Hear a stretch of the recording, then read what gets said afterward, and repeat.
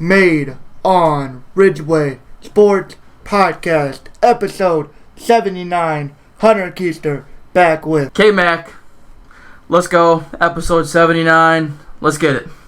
We got some championships to crown in the NBA as well as the NHL, as we will go over the finishing up of the NBA Finals and the Stanley Cup playoffs for basketball and hockey before getting into a nice weekend of MMA with a Bellator card on Friday night that we had some high hopes for. We'll get into how that went. And also the UFC Fight Night, Vettori versus Cannonier, that is going on tonight on Saturday. So let's get back into it. We will start with the NHL, and we left off with game number 5. Vegas leading Florida 3-1 with a chance to win the Stanley Cup in Vegas. Unfortunately for Florida, their star player Tkachuk is announced that he could not play right before the game, and that was quite frankly the finishing blow to the Florida Panthers. 9-3 is not a good look. Bobrovsky faces 31 shots. He just isn't played with. I don't know how to word that. He isn't even good. He isn't given a chance, quite frankly. It was honestly just all Vegas. Starts off 2-0 in the first period. They had 4 in the second. And it's 6-1 before we even hit the break for the third. It's over by then, obviously. And Vegas, they just wanted it more. You could kind of tell with them getting back to home ice that they had a really good chance to close this out. And then, the injuries kind of piled up for Florida. And with a team with, they've already met their maker with Vegas. And then not having your best guys to be out there for you. Yeah, we were ahead of the curve on this one, pretty much. After just losing that close game to tie it up 2-2 potentially, you're hanging on by a thread. And we kind of just were ahead of it, like I said. We knew Vegas going back for Game 5, they were going to finish it. And then once Florida, with their best player, got hurt, couldn't play, that was just the nail in the coffin.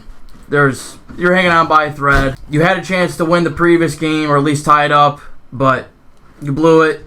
You got your one win out of the series, and the Florida Magic is gone. Vegas just took it to them. Mark Stone with a hat trick in this game, 3 goals. He plays an incredible series. He scores 11 in these playoffs. Absolutely incredible. Who won? What's the award called for their MVP then? So the Conn Smythe was given to former Florida Panther, unprotected by Florida, the year that Vegas comes in. Vegas picks him up. Jonathan Marchessault wins the Conn Smythe. Wow. What a storyline that is. Yeah, he is. He's picked up by Vegas, and crazy. He gets the Conn Smythe. What did he? I'm looking at his. I'm trying to pull up his postseason stats. He had 22 games played, 13 goals, 12 assists, 25 points in this playoffs. He played about 17 minutes a game. He was at least point a game in the Stanley Cup. 1 point in game number 1, 3 points in game number 2, 2 in game number 3, 1 in game number 4, 1 in game number 5. Absolutely deserving of a Conn Smythe. Vegas, it's funny, their GM, the year that they were brought into the league, said by year 6 that they would win the Stanley Cup. And at year 6, they win the Stanley Cup. Isn't that just absolutely... Yeah, now I think about it, just growing up, I don't remember there ever being a team from Vegas, so they're like an expansion, new kind of team? Yeah, 6 years ago they were brought in. Wow. Yeah, I guess that makes sense, because I feel like Vegas never had a whole lot of pro teams until the past 5 years or so. They really just started getting them in. Yeah. Played them fantastic. Got to talk about Aiden Hill. He faces 35 shots, makes 32 saves to win the Stanley Cup. And he has just an outstanding postseason. 16 games played. He goes 11-4 in the playoffs. What was his goals against? His goals against was 2.17. 2 shutouts. Aiden Hill played very well, especially for not even being a starter with Brassois getting injured. Hill comes in that relief role and just plays outstanding. Absolutely outstanding. No doubt a key piece to why Vegas was able to win. To be able to lose your goal like that and come in with your number 2 and not miss a beat. So yeah, play like you didn't miss a beat. Crazy 9-3 game. Vegas is crowned your 22-23 Stanley Cup champions. And that will close the NHL season as we get ready for the NHL draft, which is 2 weeks away. Yeah, that's coming up. Super excited for that. We will jump over and hit on the NBA Finals as we head to game number 5. Denver in the same position, up 3-1 with a chance to win the NBA championship at home. And this was a good game. A little bit lower scoring than I would have thought. As we look... Oh, man.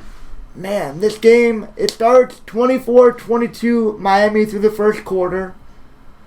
Miami puts up 27 to Denver's 22, and they take a small lead into the break. Denver comes out with a huge 26 point in the third, matched by Miami's 20. And then Denver with 24 in the fourth, Miami with 18. And it's a narrow win for Denver. I remember at one point the Heat, before they went on a big-time run, only scored 5 points in the fourth quarter until I think Butler started going off there towards the end of the game. Yeah, I do. Yep. 100% I remember that. And, as you look at this game, especially for Miami, Strus, 12 points, 5 of 12, 1 of 6. One of your best three-point shooters has a really bad night, and you just can't afford it in an elimination game. Vincent as well, 3 of 13, Oof. 0 of 4 from the three-point line, 6 points. Adebayo comes up huge as he did in this finals. He played very, very well, a lot better than I thought that he would. I'll give him his flowers right now because he had a great series, especially going up against Jokic. Honestly, he probably had a great series. I feel like he probably had the best series as a Heat player. Yes, 100%. You cannot tell me that Jimmy Butler had a good final series. He absolutely did not. And Adebayo, he goes 9 of 20, still puts up 20 points and 12 rebounds, 1 assist, 1 steal. That's a good game, given the circumstances. Jimmy Butler, however, 41 minutes, 5 of 18 from the field, 2 of 5 from 3, 21 points, but 9 of 11 from the free throw line. There's all his points. 5 assists, 3 rebounds. Like I said, elimination game, it's not like Denver played their best, only putting up 94. No. You have a chance to win, and a lot of you guys just kind of come short. So, Kevin Love plays 14 minutes. He scores 3 points. Would have liked to see him play a little bit more as...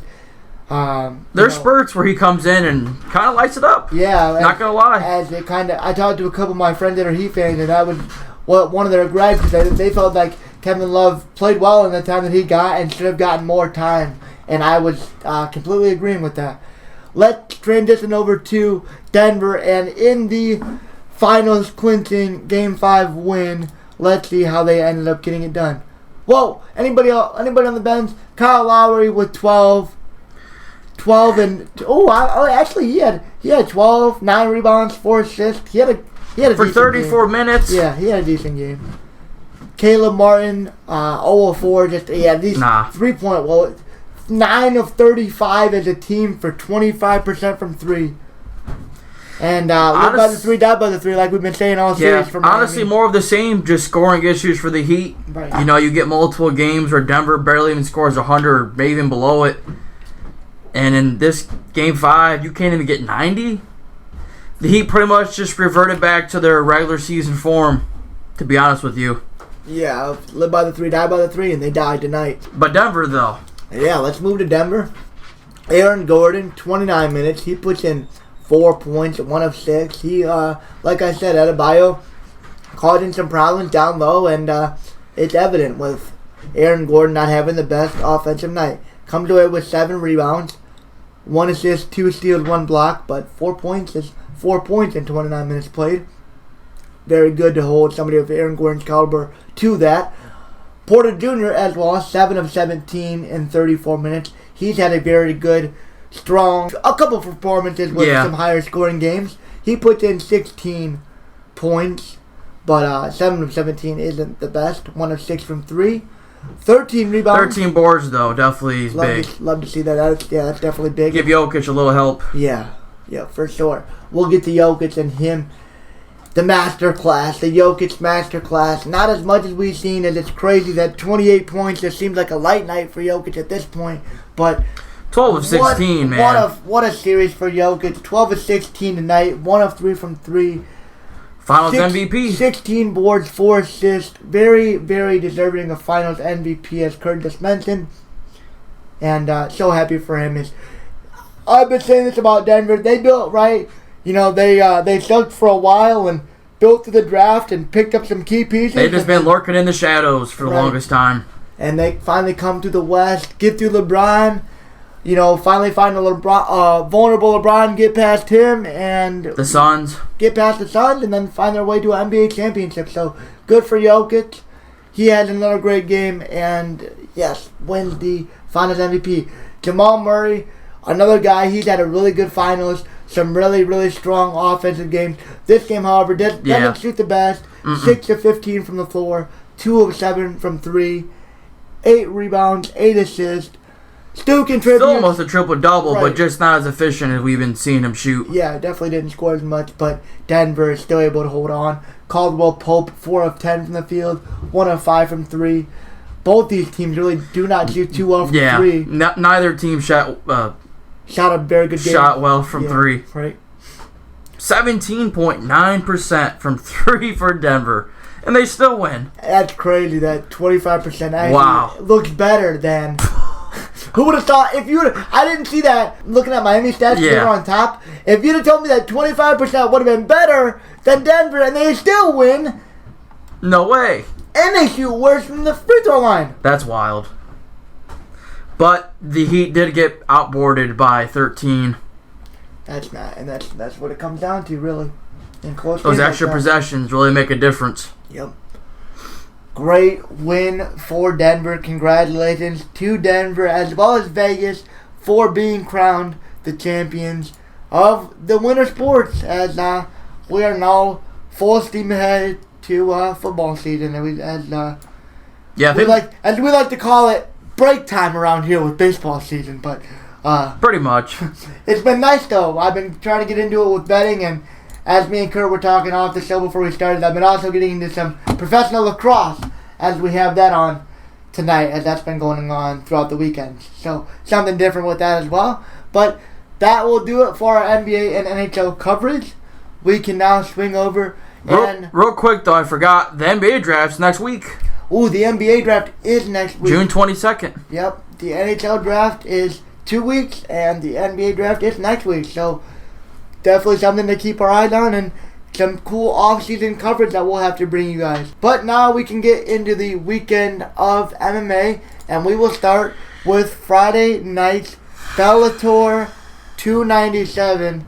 And I know you guys can hear Kurt sigh, so I'm going to just give it to him. I'm going to give the floor to him. But I do want to preface this. On one hand, you can say we should have kind of expected something to be kind of lackluster, because Bellator literally made one of the best cards that they've ever produced, as they've said, out of former UFC guys. But I'm going to just give the floor to Kurt and let him walk you guys through this one. All right. Where do I start with this? I'm going to say just right now, for the 3 fights I watched out of this card, with there being only 4, I watched the first 3, not the final main event.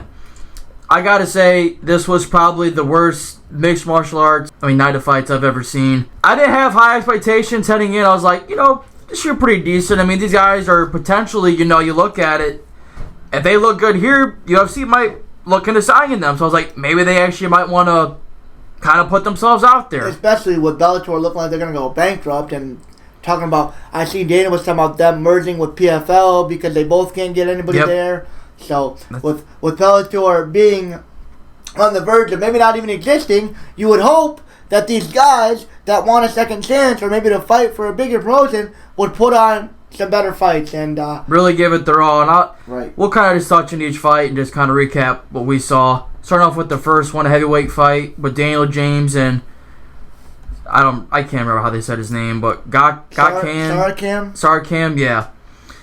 Daniel James pretty much got controlled. Honestly, got dominated, just grappled. No stand up really. The fight was basically just on the ground, and in the clinch, Sarkam just controlled him basically, took him down at will, controlled the fight, and just won off of points. No finish there. It was relatively just no dying. There's nothing there. Heavyweight fights usually are finishes, but this one was just grappling. Yeah. The whole time just grappling. I usually like heavyweight fights, but when they become strictly grappling like this was, it becomes very boring and very hard to watch. Yeah. James basically just got controlled, and he was the higher of the two as far as the rankings go, and he just basically got controlled. For the next fight, Corey Anderson versus former UFC fighter Phil Davis. This fight was a little bit better, but not really much. Corey Anderson won a unanimous decision. I don't know. He won the fight 29-28. Yeah, two judges gave him 29-28. Somehow, I don't know how, but this judge gave Phil Davis the fight. I have no idea how he even scored it for Phil Davis. Corey Anderson basically, it was kind of like similar to the first fight. A lot of grappling, a lot of just wrestling. Corey Anderson would just kind of on the feet, just feint a little bit, and then just control and grapple Phil Davis to the ground, where he was basically ineffective. Right. And honestly, Corey Anderson won that fight 30-27, maybe 29-28, but I have no idea how anyone gave Phil Davis that fight, let alone a professional judge. Knowing Bellator and what they, who knows what kind of judges they have, I was very skeptical on betting for this, but the only fight that I bet on was the co-main event, obviously, for our daily bet series. I took Sergio Pettis on the money line. Yeah. But with this fight, Corey Anderson and Phil Davis being right before that fight, when that judge came out with the Phil Davis win, I looked at Kurt and I said, man, I am terrified for the rest of these fights if they go to the judges. Nervous. Because I think Corey Anderson should have easily gotten all the decisions, and that just really put a scare in me. Yeah, so for the first 6 rounds of this night, it was abysmal. It was probably the worst 6 rounds I've ever remembered witnessing. No, I'm not kidding. Little to no action. I mean, just guys not even throwing punches, just feeling each other out. You can't expect to score if you're not throwing anything, but nonetheless, the first 2 bouts were basically just grappling and wrestling matches. So that would take us to the co-main event, or as they call it, the first main event in Bellator for whatever reason. Sergio Pettis defeats Patrico Pitbull, honestly, with ease. I think most of the judges gave him 5-0, 50-45. Pettis, honestly, just beat him everywhere. In all the exchanges. Pitbull got inside a couple of times and cracked him a little bit, but Pettis was really never in trouble in this fight, and honestly, he pretty much controlled it. Yep. I really had higher hopes. 23-5 for Pettis. Pitbull, well known in other divisions. Obviously, the Pettis brothers having some UFC success. Sergio Pettis being the champion here, and Pitbull being a 2-division champion in Bellator, going for that third division championship. He would have been the first ever.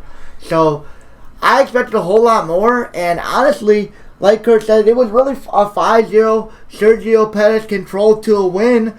He was never really in trouble. No.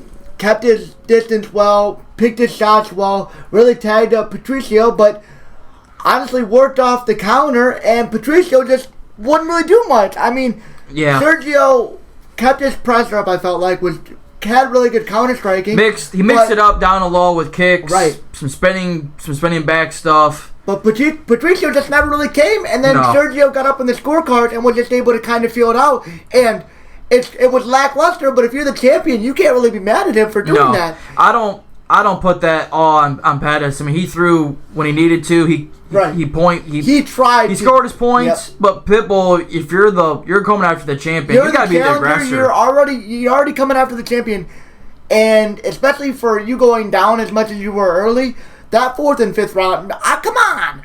Throw, come on. Like, you got forward. To. Yeah, you got You're down 3. In your head, you're down 3-0, worst case. Right. You're not going to win the next round to win the fight. Right. Not unless they're absolutely convincing rounds where you win 10-8. Yeah, but no urgency, no. Yep, Pitbull just...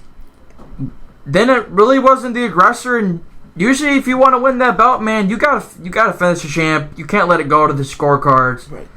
And honestly, Pettis just stylistically beat him with kicks, strikes. Even in a couple of the grappling exchanges, he beat him there. He got up to his feet relatively quick. So, honestly, Pitbull got outclassed. And that was a decent fight. A lot better than the first two, but nonetheless, for a championship fight, it didn't live up to what I thought it was going to be. 100%. Had a lot higher hopes, but unfortunately, Pettis brings it, Pitbull doesn't, and Pettis gets the easy decision win, and that will take us to the Bellator 297 main event of the evening.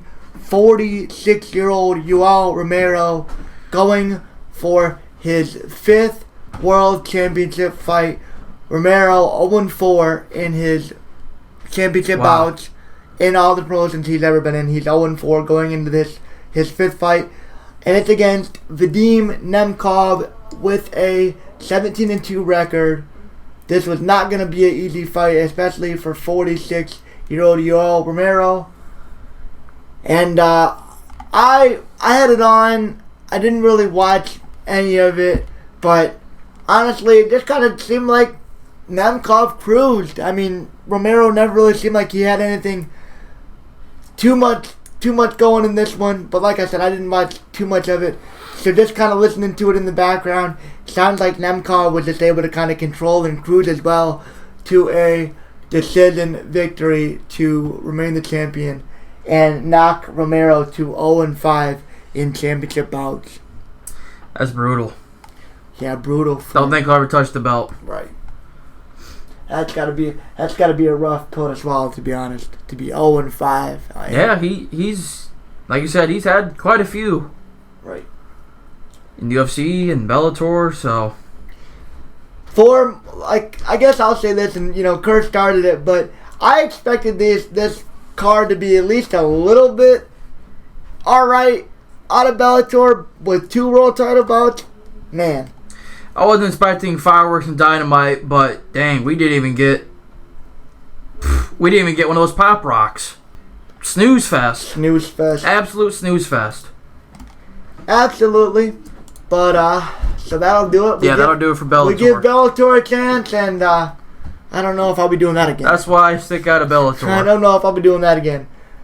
But I've watched the Code PFL thing, and they've definitely been better than that. So I don't know Bellator. Yeah. Maybe we just got a really bad night. I'm not sure. Yeah, right. I've had bad UFC nights, but man, this one was just different. For sure.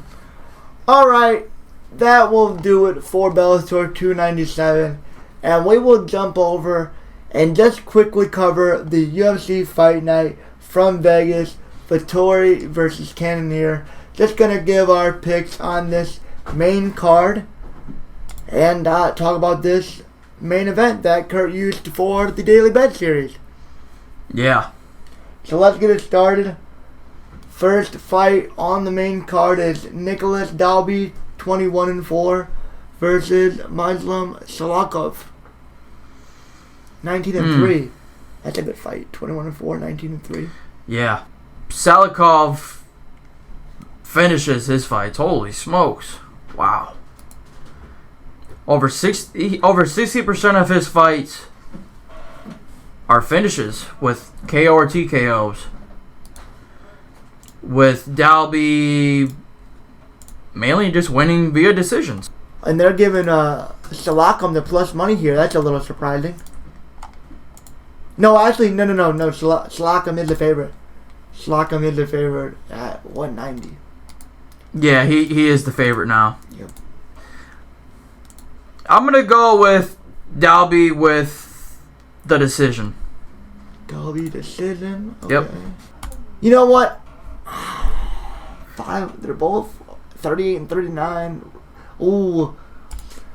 I think I'm with you on that. I think I want to take Dalby, and I think he'll cruise to a decision win. All right. Heading to the next bout, a lightweight bout with Manuel Torres versus Nicholas Mota. 13-2 versus 13-4.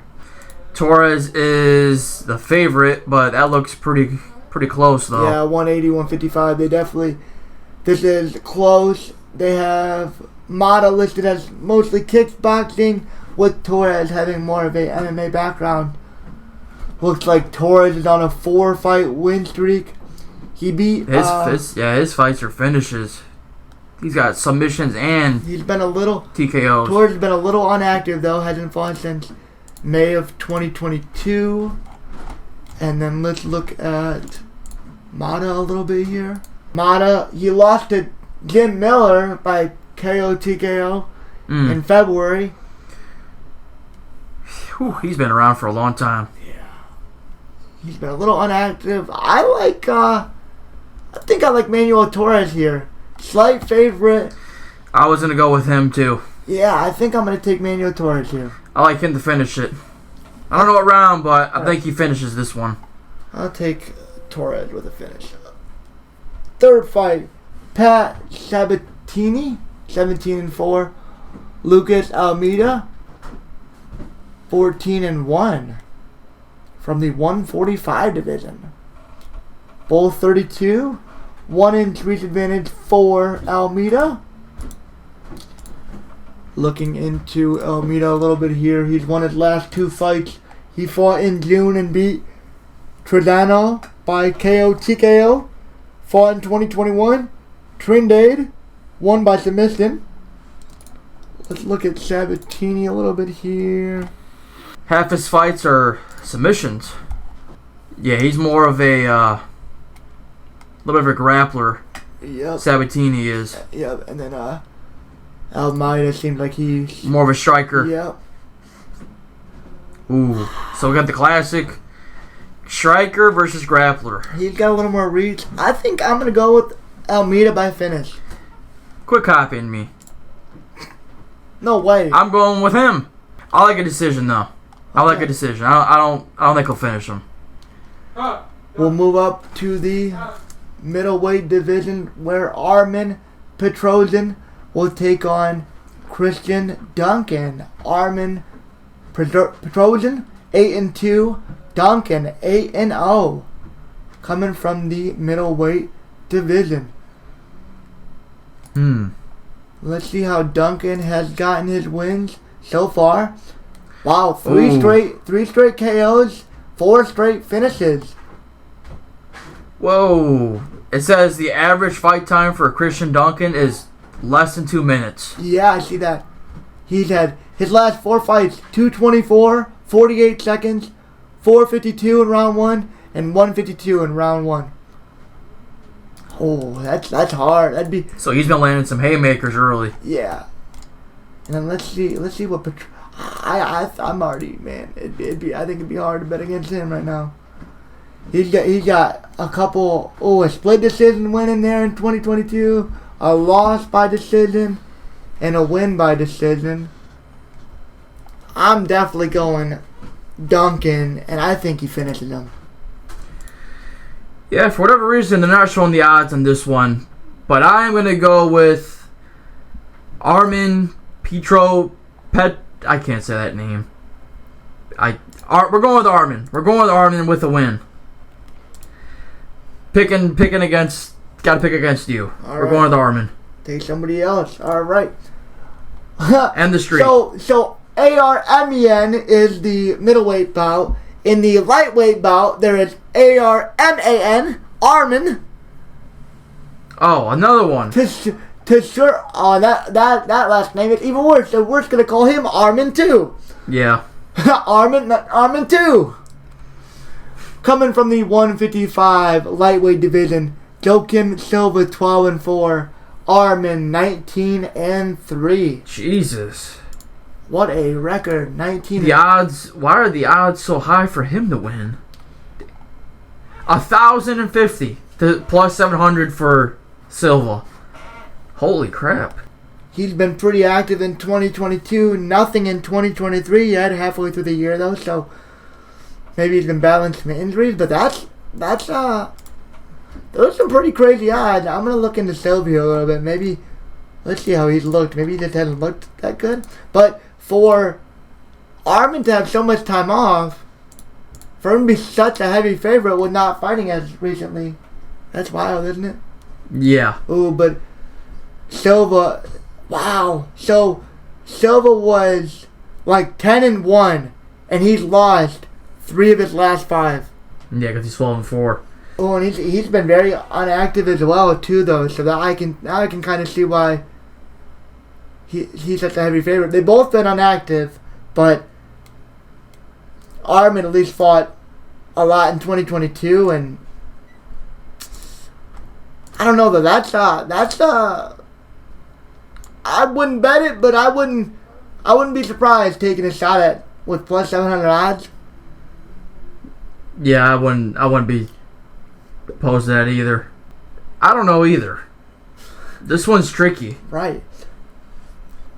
Armin's a lot younger, 26-34. He has the 3-inch reach advantage. I think I'm gonna just go Armin. I just don't think Silva's at 34. Tailed off at the end, losing 3 out of 5.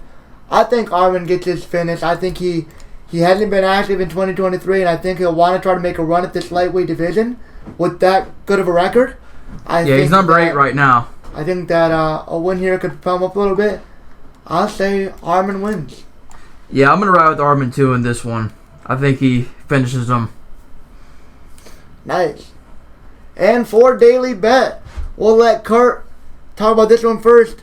The main event from the UFC Fight Night in Vegas. Marvin Vettori, 19-6, versus Jared Cannonier, 16-6. Yeah, Marvin Vettori, former number 1 contender a couple of times, only came up short against Adesanya. Fight against Jared Cannonier, I think this is a pretty good fight. I think these two are going to stand and bang a little, definitely for most of the fight. I mean, honestly. Vettori, 19-6-1. Cannonier with 6 losses as well, 16 wins. Both of these guys coming off of a win. Cannonier's got a little more of a reach on him. But I do like Vettori to finish this fight. I think he might submit him. I think he might pull off a submission. Yeah, But I do like this to be a tight contest, but I think Vettori pulls it out. Cannonier is very good. I like him a lot. Number 3 versus number 4. You're probably looking at who might be the top spot after this one. I love this fight. It's a fantastic matchup. Another crazy thing is both these guys have lost only to Robert Whittaker and Israel Adesanya, with Cannonier fighting Adesanya in 2022 and Whittaker in 2020, and Vettori fighting Whittaker in 2022 and Adesanya in 2021. This is a close fight. Split decision win for Cannonier. I like that. Cannonier and Strickland fight was very good to end 2022. I remember that fight. Yeah. I like Cannonier a lot, but I also did take Marvin Vettori on the money line. I like him a little bit more. Looks like he's got that win, that kind of warm up fight in 2023 where Cannonier's had that long layoff, and I just think that Vettori, he hasn't gotten a whole lot of finishes, but I think this could be a match where he gets a finish. I agree. We're rocking with Vettori for a win and a finish. For sure. So let's see how that goes and catch you guys up on that next time. Yeah, we will do that.